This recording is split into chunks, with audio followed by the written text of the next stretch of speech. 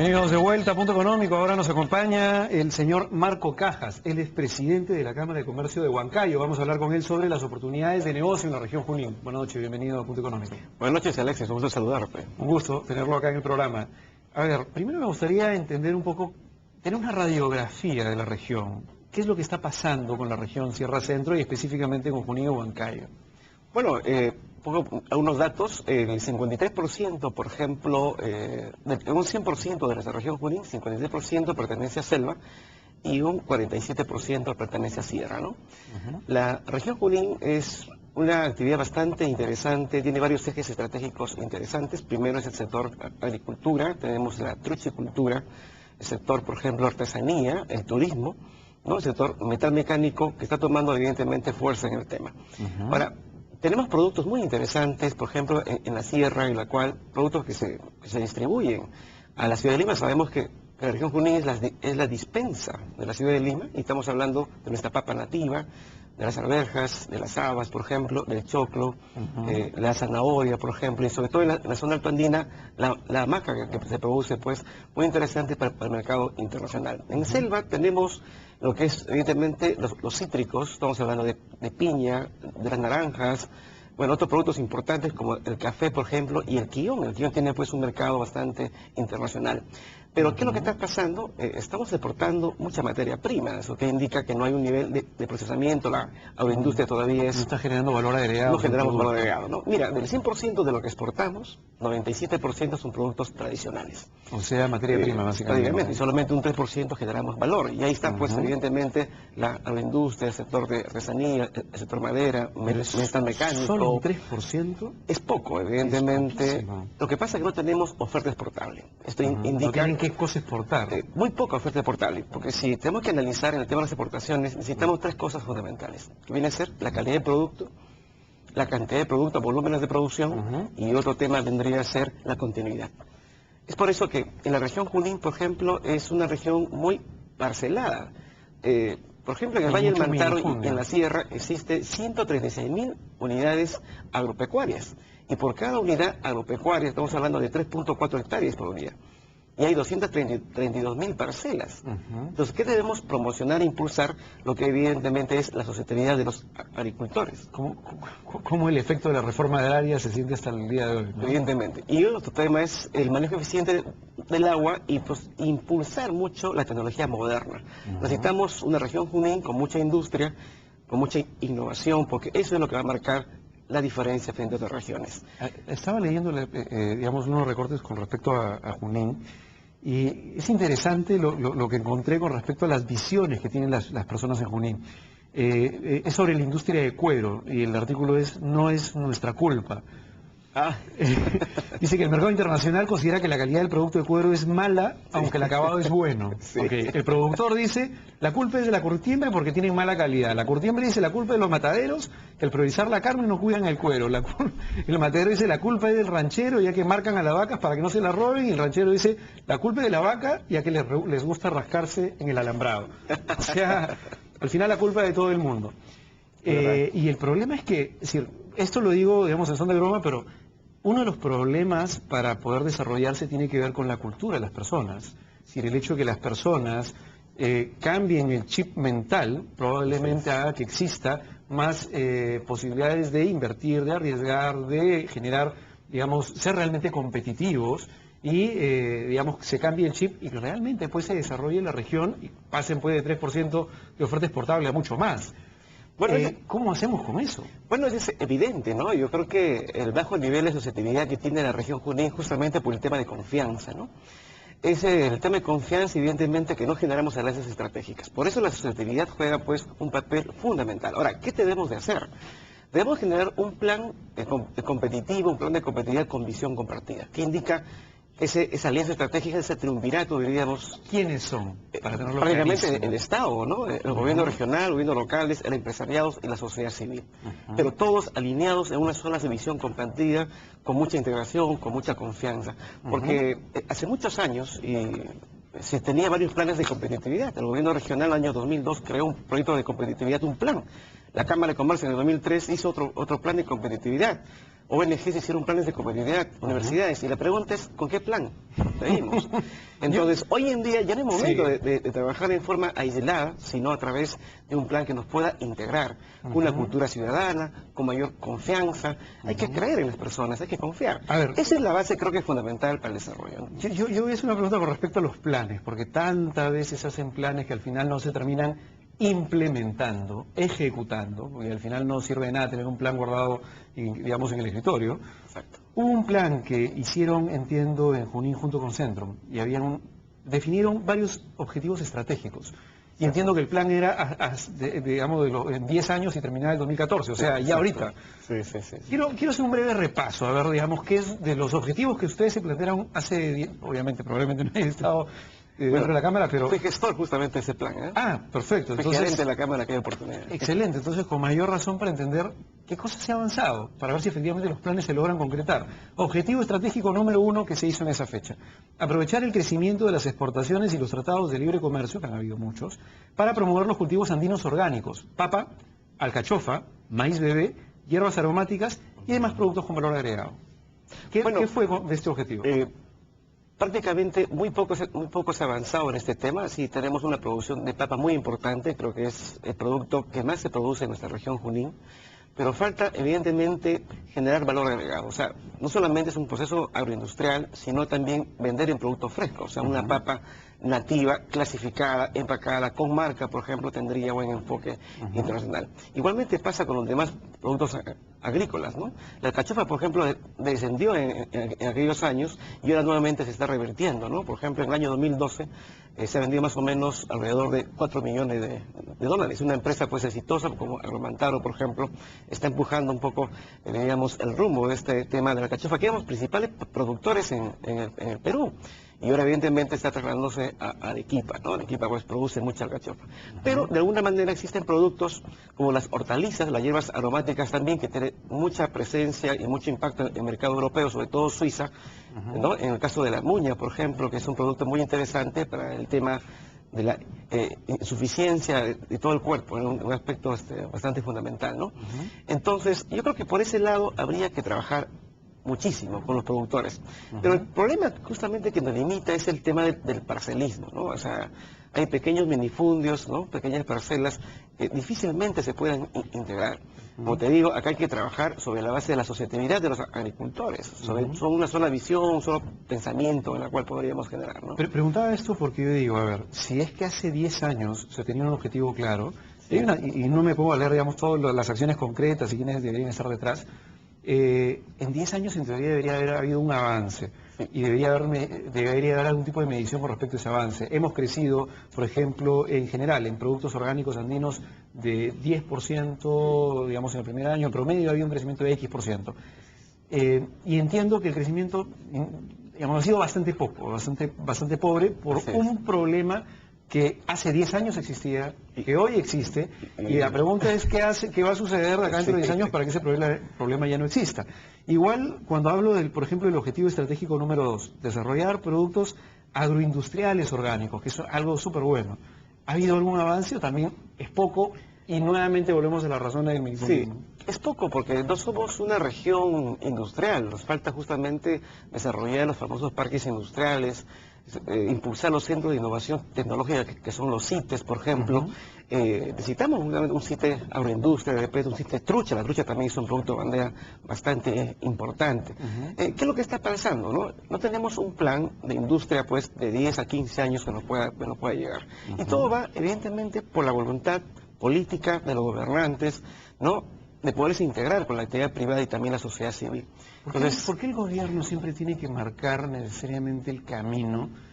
Digamos, en teoría lo que debería suceder, en teoría, lo óptimo debería ser que si un empresario ve la posibilidad de entrar con alcachofa a un mercado extranjero, la debería tener súper fácil para contratar un montón de gente, capacitarla, que esta gente también cada vez tenga mayor, digamos, poder adquisitivo, mayores sueldos, porque cada vez son más competitivos, porque están irrigando alcachofa por todos lados. Pero yo me imagino que hay algo que hace que los empresarios quieran y no puedan.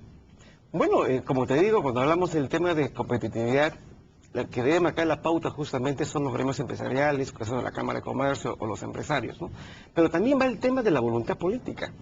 Es como decir, exactamente. Y te cuento una experiencia en el Congreso Empresarial del Centro del año 2010, por ejemplo. Sí. Se discutió mucho el debate del túnel trasandino. Este túnel, evidentemente, que recorre 21 kilómetros y acercaría mucho de la región Junín a la ciudad de Lima. Se estuvo trabajando mucho tiempo y en el Congreso, el congresista Hurtado pues lo tomó como suyo, lo elevó al Congreso y ahora estamos en un perfil técnico que ya tiene un valor de 5 millones de soles. Entonces, cuando tenemos que hablar de competitividad, el Estado cumple un rol muy importante de facilitar, de invertir, ¿no? De ser verdaderamente un facilitador del desarrollo productivo de la actividad empresarial. La actividad empresarial hace lo suyo, evidentemente, pero también el Estado es ese rol en el cual tiene que evidentemente participar con algunas exoneraciones de tipo tributario, tal vez menor barreras burocráticas que existe, entonces mejores garantías jurídicas, entonces para que la actividad privada se pueda mover más rápido, diríamos, ¿no? Entonces, eso es el trabajo compartido que tenemos. No podemos hoy día trabajar, diríamos, por un lado la Cámara de Comercio, por un lado el gobierno regional, el gobierno local. Yo creo que eso no existe hoy en día. Hoy en día es la integración. Y es así como desarrollan en otras regiones. A la región Arequipa, por ejemplo, es la primera región competitiva, ¿no? Trujillo también está justamente en ese ranking. Entonces, la pregunta es, ¿por qué otras regiones son más competitivas y otras no? Entonces, justamente faltan mucho más proyectos, falta una manera mayor diálogo, mayor concertación, que también ayuda muchísimo. Y una voluntad, evidentemente, también del empresariado por preocuparse en su capacitación, en su innovación y en esa actitud de cambio que tú acabas de mencionar, que es muy importante. Claro, Huancaíno es muy luchador, es muy emprendedor, o sea, Huancaíno realmente es una persona que rápidamente va pensando en negocio, pero necesita evidentemente de todas las fuerzas que nos pueden caminar hacia su éxito, ¿no? A ver, entonces vayamos primero al tema. Si entiendo que había un plan de este plan hace 10 años, casi no se ha hecho mucho. Y no se ha hecho mucho por una serie de factores. Ahora este plan de competitividad lo hicimos con Centro Católica, pero fue una propuesta. Se editó un libro y se propuso a las autoridades. Entonces, a veces las autoridades en aquellas épocas, estaban hace ya casi 10 años. ¿No? ¿Qué pasó con las autoridades? Entonces, de repente lo han leído, no les gustó el plan. Han tomado de repente algunos componentes. Lo que está faltando también es un plan de seguimiento, ¿no? Si tenemos un plan, oye, ¿cuáles son los organismos que deben seguir justamente a estos planes? Entonces yo estoy seguro que bajo ese tema de mucho consenso y mucha integración vamos a lograr esos objetivos que nos estamos trazando. Queremos realmente una región con mucha industria, una región con mucho valor agregado y con mucha innovación. Y parece que partir desde el tema de la educación, por ejemplo, ¿no? La educación es de base, que es muy importante. Tú sabes que en el Perú, de 10 niños que leen, 3 entienden y 7 no. Claro. Y si comparamos con Corea, hace más o menos en los años 1940 aproximadamente, o 50, el ingreso per cápita de un coreano era de $800 y de un peruano era algo similar. Hoy en día el coreano está llegando a los $30.000 americanos con ingreso per cápita y el peruano está llegando a los $6.000 americanos. Entonces, ¿a qué se debe esa gran diferencia? Evidentemente a niveles de mucha educación, de mucha información. Debemos impulsar, por ejemplo, la educación técnica dual, como hacen los alemanes. Totalmente de acuerdo con usted. Los alemanes, los niños se capacitan y además automáticamente después de secundaria está la parte técnica. Claro. Entonces, y el problema de eso, ¿saben que es una ley? Yo lo que veo es que en realidad muchos de los problemas que tienen que ver con el desarrollo, por ejemplo, regional, tienen que ver con leyes. Tiene que ver con leyes que al final, en lugar de ayudar, es decir, son pensadas para ayudar y lo único que hacen es retrasan el crecimiento. Y, por ejemplo, eso, ¿no? Estoy completamente de acuerdo. Es decir, los chicos deberían salir y tener educación dual, práctica y teoría. Y podrían hacer lo mismo que hace Senati, que es, digamos, un buen ejemplo, un buen camino a seguir. Y las instituciones, digamos, institutos superiores no pueden establecer en las regiones sucursales. Me quedo la vez pasada sorprendido por un tema legal. Y así, y ahora ya no van a poder tener universidades tampoco si es que quieren una buena universidad. ¿Por qué? Porque hay una moratoria de 5 años para que haya universidades.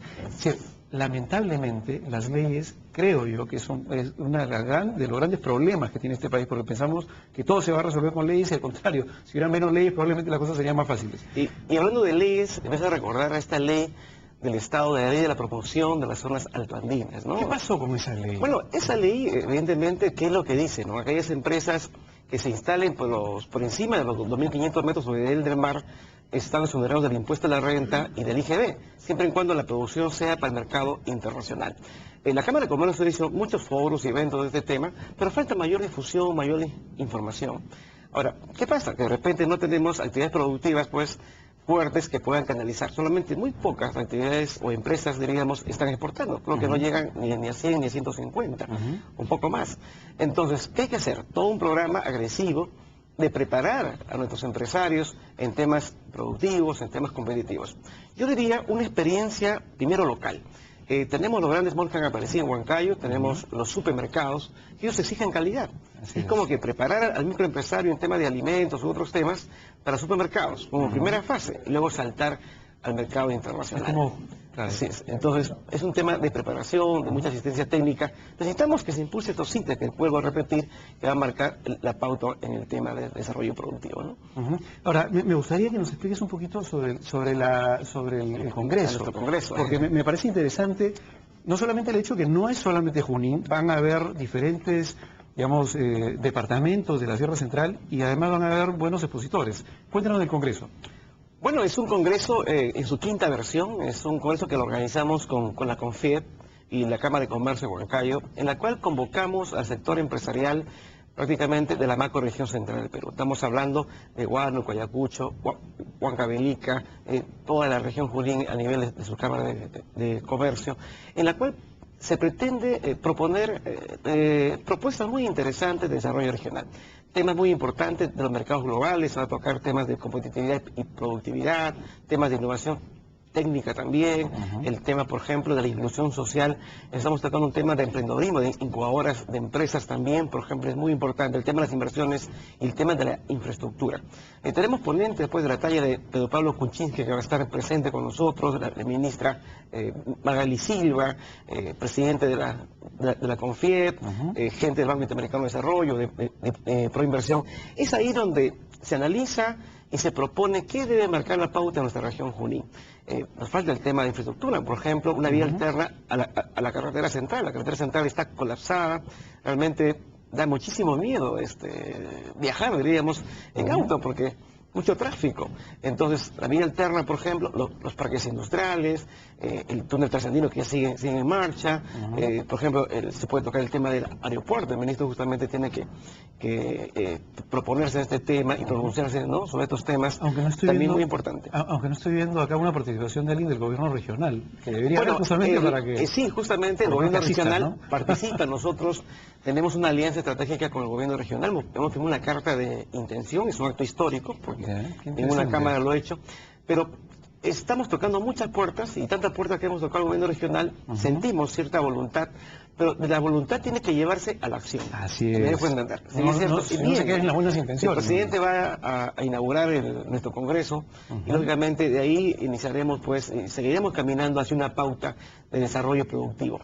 No olvidemos el turismo también, es un tema muy importante de nuestra región Junín. Entonces, este congreso se realiza el 15 y 16 de noviembre, va a ser en el auditorio del Colegio Andino, ya, en la cual pues contaremos con la presencia de los empresarios para que se debata, se discuta qué debemos hacer, cuál es el rumbo de nuestra región Junín. Por eso yo digo que las cámaras de comercio y los gremios empresariales en el Perú deben generar la pauta de los futuros gobernantes, porque son los empresarios quienes hacen riqueza, ¿no? Y el Estado es la que administra esta riqueza. Y promueve las inversiones y además que todo el mundo esté contento. Señor Marco Cajas, muchísimas gracias, felicitaciones por hacer esto. Ahí tenemos el correo electrónico a donde la gente que se quiere inscribir puede inscribirse. También está la página web, la página web es camarahuancayo.org.p, ahí está el correo para inscripciones al Congreso. Nada, muchas gracias, felicitaciones por este Congreso, y lo más importante es que si van a planificar algo, esperemos que no se quede como la planificación de hace 10 años, que acá 10 años, digamos, exista realmente un impacto luego de la planificación que eventualmente se pueda hacer, y que la gente que tiene por decisión, que haga, que implemente, que ejecute, que no se quede solamente en planes. Muchas gracias, señor Marcos Cajas, y espero que le salga muy bien pues el Congreso. Gracias, Alexis, y nuevamente agradecerte por tu invitación a este programa. Estoy seguro que gracias al esfuerzo de la Cámara de Comercio, a la voluntad de las autoridades y de toda la ciudadanía en general, lograremos un Junín competitivo realmente exitoso para todos nosotros. Y los esperamos en el Congreso. Así es, muchas gracias, señor Marco Cajas. Gracias. Y vamos ahora a un video de una actividad oficial.